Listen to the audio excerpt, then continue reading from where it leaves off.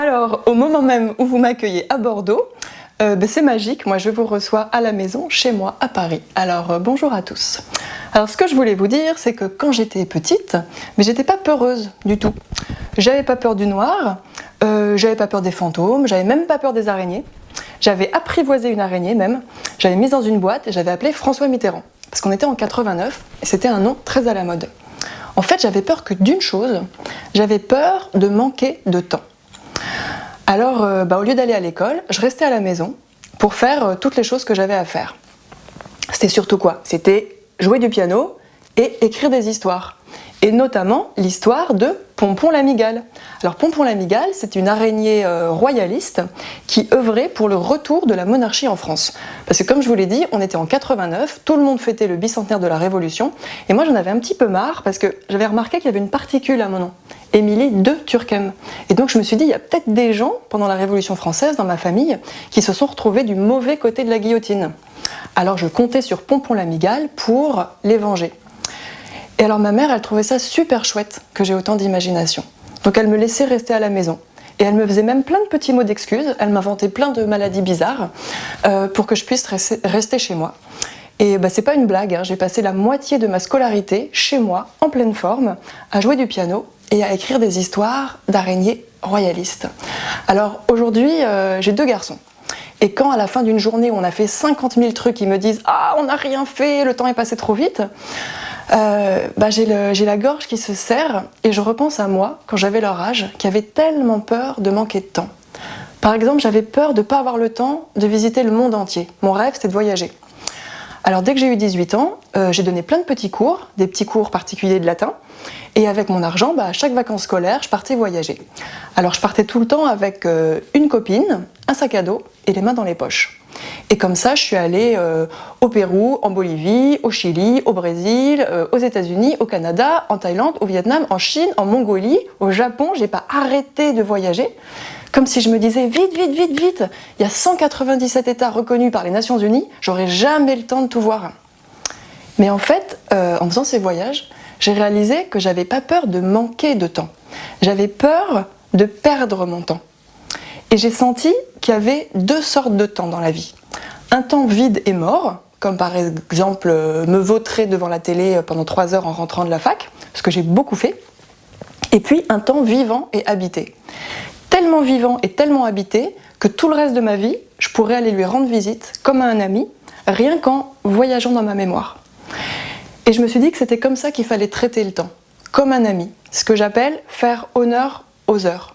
Occuper les heures qui nous sont imparties de la plus belle façon possible. Alors, quand j'ai eu 22 ans, cette peur de manquer de temps m'a tout naturellement conduit en prison.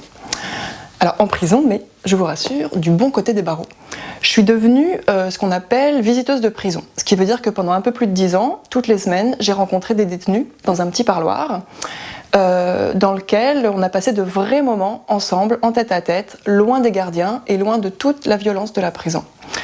Et ce qui est très étrange avec le temps en prison, c'est qu'à la fois il y a plein de temps, il y a trop de temps, il y a des milliers d'heures à attendre, à rien faire, et en même temps, ce temps libre, il est inutilisable. Il est inutilisable parce qu'il n'est pas libre, justement. Il est emprisonné, lui aussi. Alors, je me suis demandé ce qu'on pourrait faire pour libérer ce temps-là.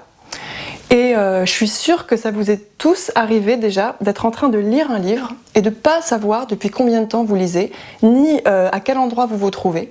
Parce que en fait, à vos yeux, à ce moment-là, la réalité de votre livre, elle est plus frappante et elle est plus sincère pour vous que le monde réel qui vous entoure.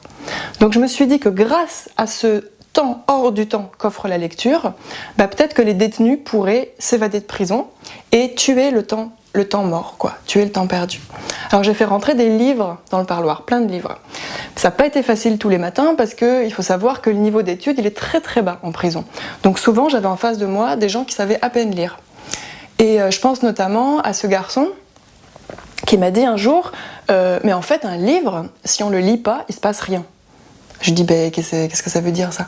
Il dit un livre, on aura beau le regarder, si on ne le lit pas, on ne saura pas ce qu'il y a dedans. Alors qu'un film, par exemple, même si on fait rien, l'image apparaît sur l'écran. Alors ça avait l'air idiot comme remarque, mais en fait il avait mis le doigt sur quelque chose d'essentiel, sur l'énergie et sur l'effort de déchiffrage continuel que demande la lecture, comparé à plein d'autres activités, plein d'autres loisirs de notre monde moderne qu'on peut faire en restant très passif, comme regarder la télé, faire des jeux vidéo, je sais pas, surfer sur internet, etc.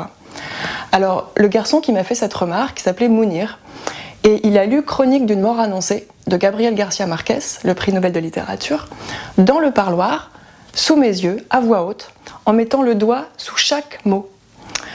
Il avait 25 ans. Ça nous a pris 6 mois et c'était le premier livre, le tout premier livre qu'il lisait de sa vie. Et ce qui m'a le plus touchée, c'est le mal qu'il s'est donné pour y arriver. Se donner du mal, c'est une super belle expression. Elle est étrange si on l'écoute bien. Se donner du mal. Donc on se donne, on s'offre du mal.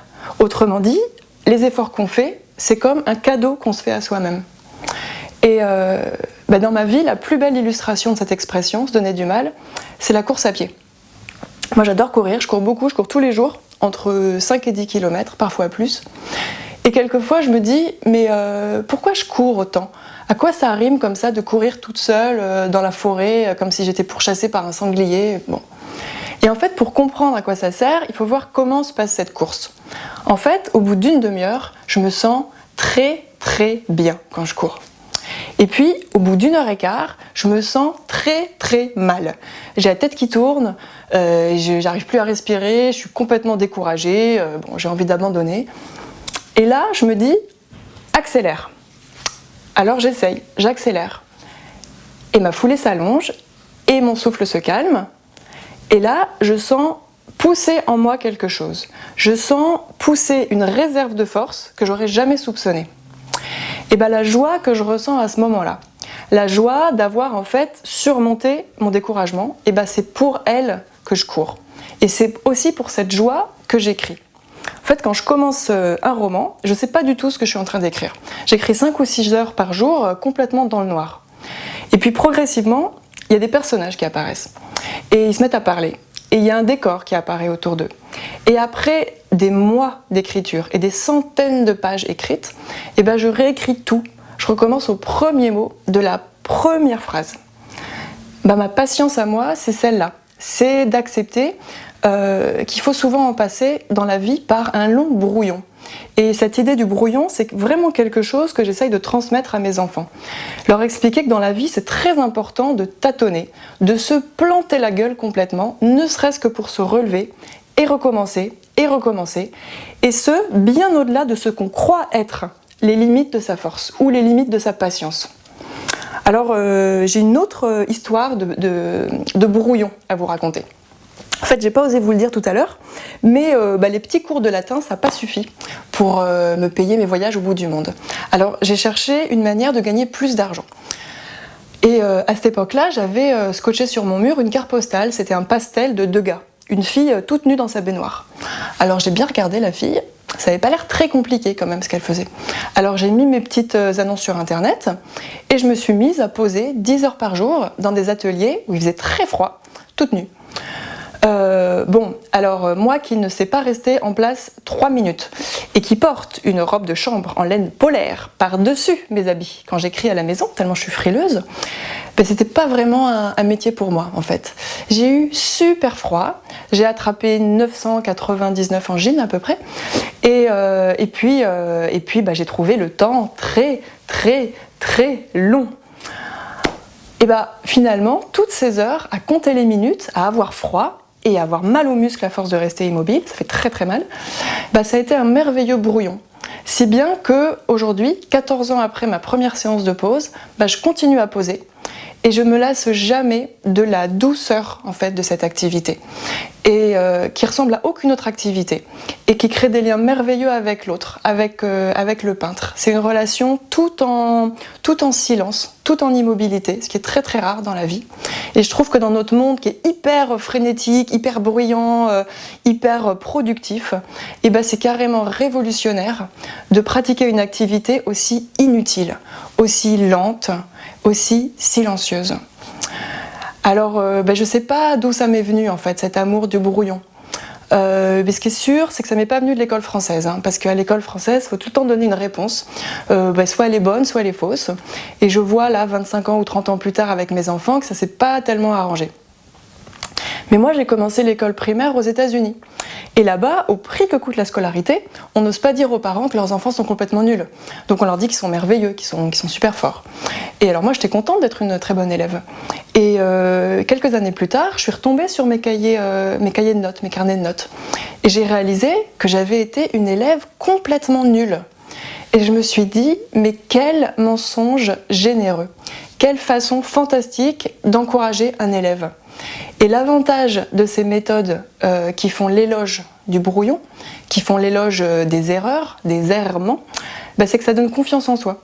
Suffisamment confiance pour se dire, à l'âge de 24 ans, j'arrête tout et j'écris des romans.